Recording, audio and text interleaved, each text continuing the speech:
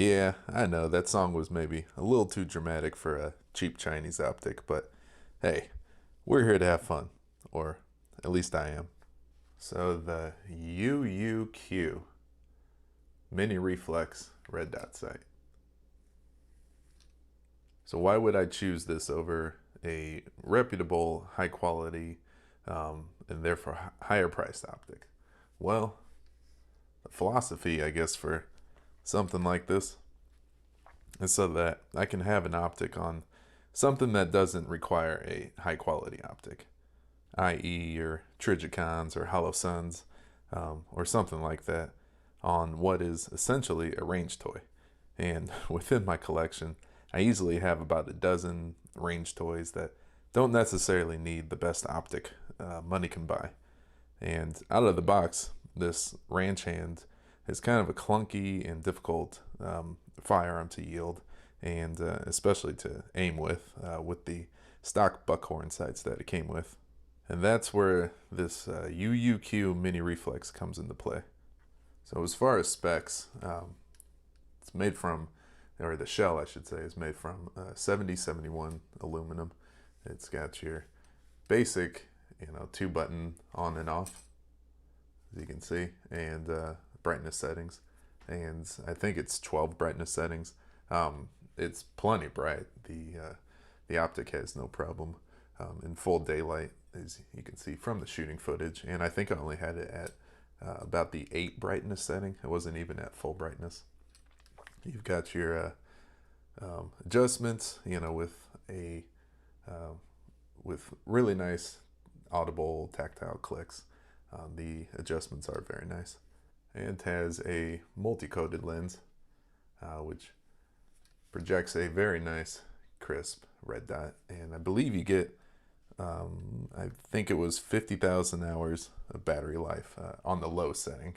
However, there's a shake awake feature, which is very nice and very intuitive. I really like the shake awake feature. It already comes from the factory that when there's no movement for 3 minutes, the optic automatically turns off. So you don't really have to worry about adjusting whether you want it to turn off after a certain amount of time. And let's just take a look at the box real quick. So it comes with one of these pretty basic, industry standard plastic boxes that you get with all of your Chinese optics. And you've got a cover, which I'll go over in a second. And it comes with an RMR plate, screws, there is a battery, just one battery included, which I have in the optic. And then instruction manual, lens cloth, that kind of stuff back there. So there's a couple things in here though that don't belong. This right here is the stock buckhorn sights that I took off. We'll talk about that in a second, as well as the mount that's on there, which is the this was the, I think it's the Rossi 92 or 94. I always forget that. But the mount for the actual rifle, not the ranch hand, but the rifle itself. So we'll go over that stuff in a sec.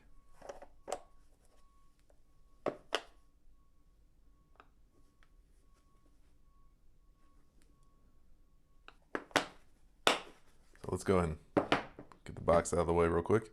And talk about the mount here. So like I said, it's like a 94, model 94 mount from Rossi. And you're supposed to drill it into the screw holes that come in the rifle length version. So since this is I guess an AOW, it does not actually have those screws, or the screw holes, I should say. So I had to think slightly outside the box. As you can hopefully see in there, there is a little place where the buckhorn sight, or the slot where the buckhorn sights are. All right, there we go. I think that's maybe a better look. You can see that there is something in that little slot there. I basically took a existing buckhorn sight, not the one that came with this, because that one's a pretty high quality one, but from this right here, my Marlin 795. I love this rifle right here, by the way. This is, I think, one of the best 22 rifles ever made. But you can see that I got, I put some fiber optic sights on. And so the cheap buckhorn sight that came from that Marlin 795, I cut down a bit and then screwed screwed the Rossi mount onto the existing, or into whatever was left of that buckhorn sight. So it's not much. There's like a couple inches worth of buckhorn sight underneath here, but I've got 2 screws going into there, and then I Loctited it down really nicely. But just to make sure it kind of stayed level, I wrapped this athletic tape all around, and you can actually see where the Picatinny rail is right here. But that mount came with a really nice rear sight that I wanted to use, but I'm not going to be able to use it. But yeah, so it still worked out all right because those red dots holding up nicely. I don't really think I would need to use the rear sight at all. In my quest to try and make this a better shooter, I did put on a taller front sight because when it had the buckhorn sight on here, I was just having a hard time getting accurate shots. I think I was shooting very high. So I was trying to lower the point of aim by putting a taller front blade on there. But I still think it looks cool with this tall front blade. So, all right. So before we get to how good this thing was, let's just go over a few cons real quick. Not many cons at all. But first of which is this cover. It's a very flimsy cover. But on the pro side, it did do its job. You can see where I actually dropped it while it was mounted to the gun. And it nailed the very top of the sight, but did not damage the sight at all. You can see underneath that there are no scratches or anything like that. But one thing that I just don't really like about the cover is it doesn't cover up the buttons. And maybe that's kind of on purpose so they don't actually accidentally get hit. But it just kind of makes for the cover to be very flimsy. Like there's no structural integrity to it at all. So not a huge fan of the mount, or of the cover, but it does work. So I'm not going to complain too much. And then the only other kind of minor thing, hopefully y'all will be able to see this. If it'll focus. Why are you not focusing? Come on. There we go. So right at the bottom of the lens, there seems to be slight separation happening. And to tell you the truth, I'm not exactly sure if that was already like that or if it was from recoil, from the heavy recoil of the 44 mag. But I haven't really noticed any, decrease in performance because of that. It still has a pretty crisp, clean dot, and works just fine. So I'll see if further in the future if the lens comes popping out. But so far, it seems to be holding in there really nicely. As a matter of fact, if I were to kind of touch it, I don't even feel any wiggle or anything like that. So I think we're good. I think it might just be a quality control issue from the factory, and that most likely it was like that before I even put it on the gun. And that's about where the cons end. Really only those 2 cons. The rest of it is all good stuff. So starting the pros off, I just want to talk about, I guess the biggest pro of them all is recoil management.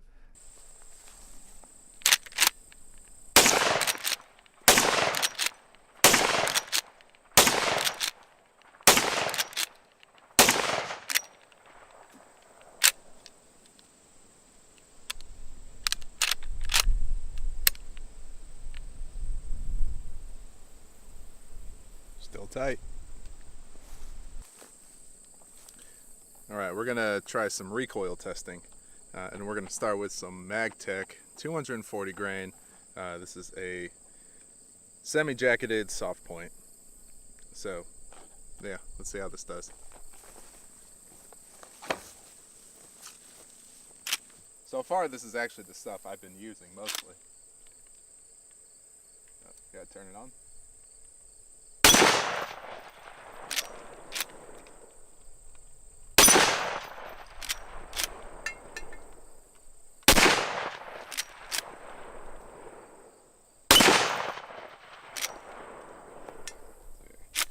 shots.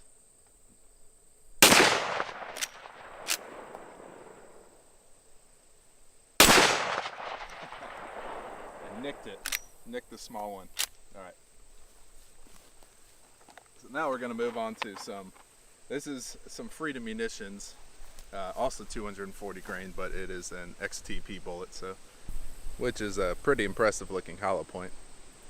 Just a massive round, these 44 mags. So we're going to do 7 rounds. Top it off here.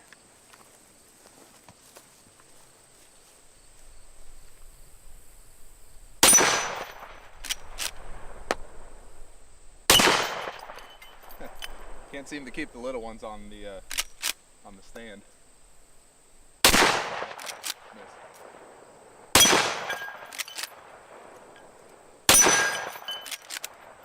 Hit with authority. Try for that little one. Alright. Got it. Think of the last shot. Oh! Boy.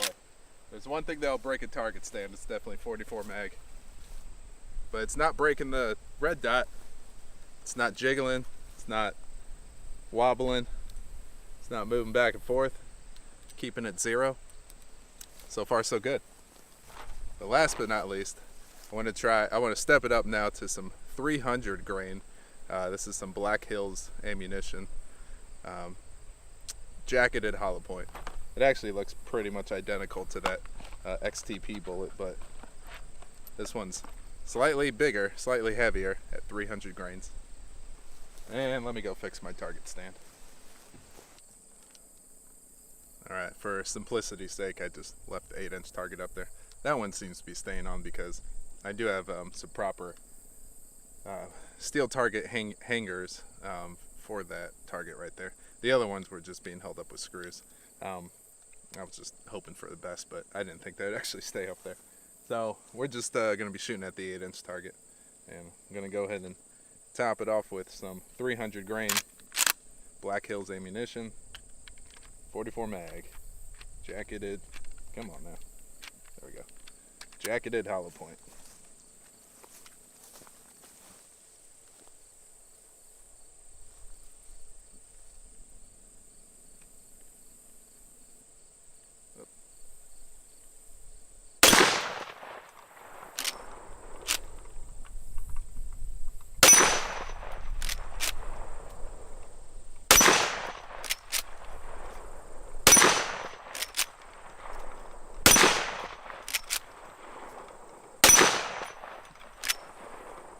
One more shot, I think. Alright. I think I nailed every single one. How we doing? We're doing great. This red dot is amazing. For the price, of course. It's holding up really nicely. It is not budging 1 iota. So, or I should say at least the mount that I have it on is not budging. The red dot itself is also doing just fine. I mean, it's not turning off. It's still a pretty crisp, clean dot. So it's not, you know, what do they call it? Blooming or ballooning or whatever. But yeah, I mean, the dot's staying nice and crisp, and it's staying 0 too.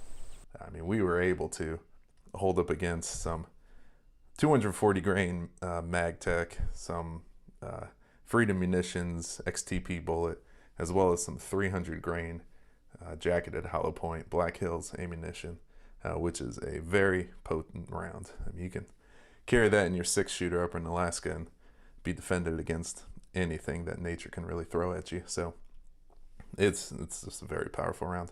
But so are the other two, and I've had probably at least 200 rounds, if not more, through this gun since the Optic has been mounted. Like I said, I did Loctite everything down, as well as the 2 mounting screws right there on top. And nothing has budged. The Optic has not lost 0 at all. I mean, it's holding up to the recoil just fine. Like I said, I think the separation at the bottom of the lens there, I think, is probably from the factory itself. But yeah, I mean, so far just it's absorbed recoil like, you know, like a champ. So another pro is definitely the price. Right now you can find this on Amazon for 60 bucks, which is probably a third of the price of most Holosuns and a, you know, almost tenth of the price of like your average, maybe not a tenth, but like an eighth of the price of your average like Trigicon or, you know, one of those very high quality, high-end optics. And for the price, the dot itself is very crisp and clean. I'll try and see if I can get it on camera, but it's going to be tough.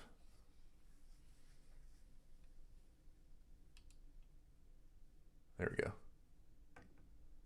So it's not the best, or, you know, the best example, obviously, because putting a red dot on camera never really works out very well. But you guys can see that it's a nice big circle. Right now that's on, I think, the 8th setting, brightness setting, and it gets even higher.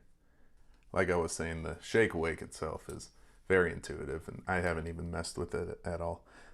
Unlike, you know, like a Holosun that I have where I had to scroll through a couple different settings to kind of get like the amount of time that I wanted to turn off at and stuff like that. I think that 3 minutes is perfectly fine.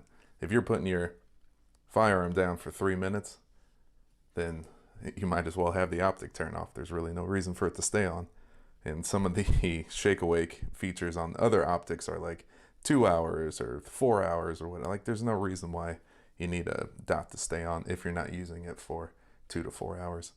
Speaking of which, the battery life itself, 50,000 hours on the low setting. I mean, nobody's going to use it on the low setting, but with the shake awake feature, you'll probably surpass that 50,000 hour battery life. So far, on a relatively high brightness setting, I have not had any dimming or any loss of the dot. It hasn't turned off on me or anything like that, so it's going strong. The adjustments are very good, very tactile, very audible, nice clicks, and I can't remember exactly if it's like a quarter MOA click or a half inch click or what it is. I'll try and notate what it was, but I really like that it's, you know, these kind.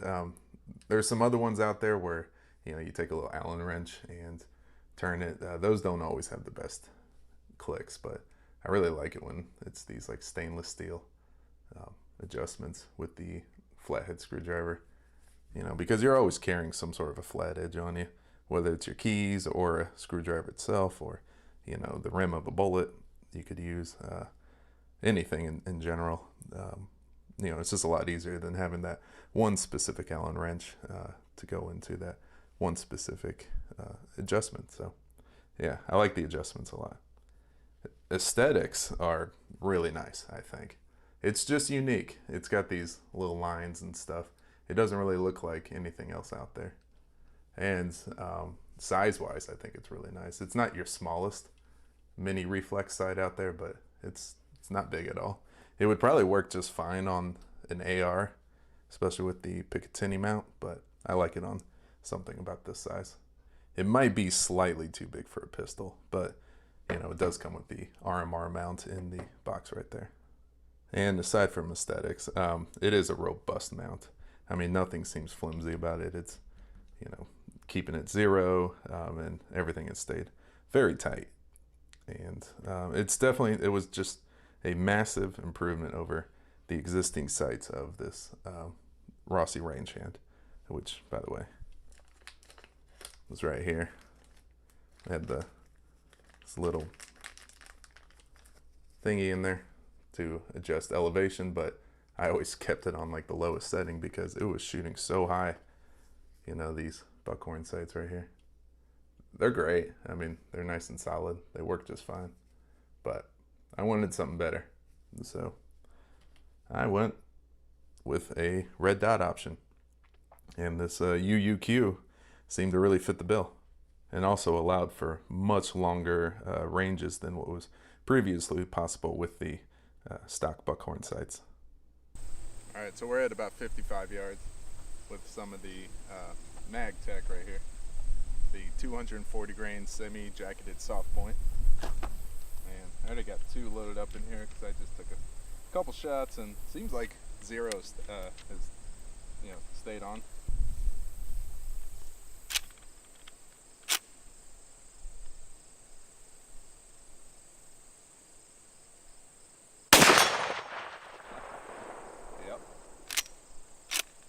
kind of hard to freehand this thing too.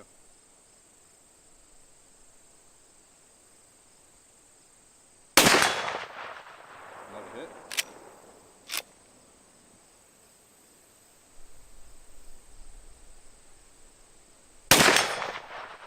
Hit. She's hitting. There's a little dealy bobber right here. Kind of gets in the way. However, practicality is not exactly a word that you associate with something like this. Yeah. I jerked the trigger on that.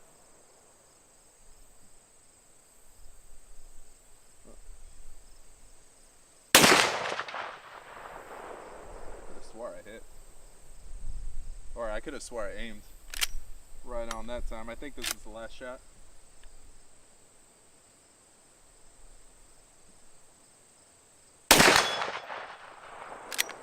A hit, and it ricocheted off the bill of my cap there.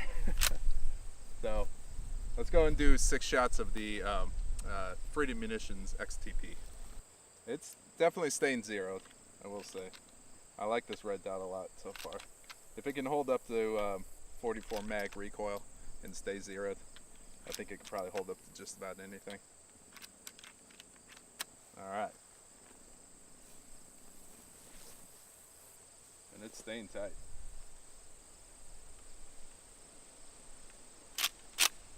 Alright, 6 shots of Freedom Munition XTP 240 grain.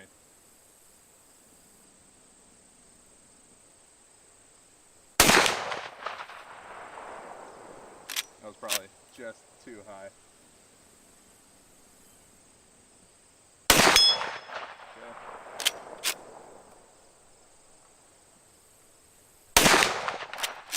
Jerk the trigger.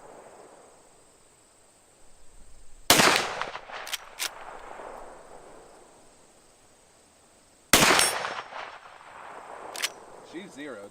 When I get a nice solid shot on target, I know it because, not only because it hits the target, but I can just feel it.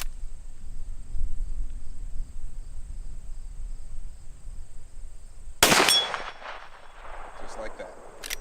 Alright. That was the last shot of the XTP. And we are solid. No wiggle whatsoever. Stayed zero. Very nice. So just to recap, yes, this optic is probably suited more for a pistol or a carbine of some sort. You know, maybe a good home defense shotgun with the shake awake feature, you know, something like that. But I figured that if it could stand up to 44 mag recoil on a DIY mount, then it can probably stand up to just about anything. So I definitely recommend it. I'd say go out and get it if you're just looking for a cheaper, but not extremely cheap to where it's going to break, but a cheaper red dot that you just want to throw on, you know, some sort of a range toy that you might have, something like this goofy Rossi Ranch hand that is not practical in any way. I remember when this came out, a lot of people were trying to justify their purchase by saying, "Oh, I'm going to make it my ATV gun." No, just, you know, just carry a normal pistol with you on your ATV. But this, it's just a really fun gun to shoot. I don't know what it is. It has a massive amount of power. The velocity that you're achieving with the 12-inch barrel with these 44 mag rounds I think it's close to like 1800 feet per second. It's just screaming out of this Rossi Ranch hand. And this UUQ mini reflex red dot sight has no problem holding up to the recoil. So that's about it. Thanks for watching.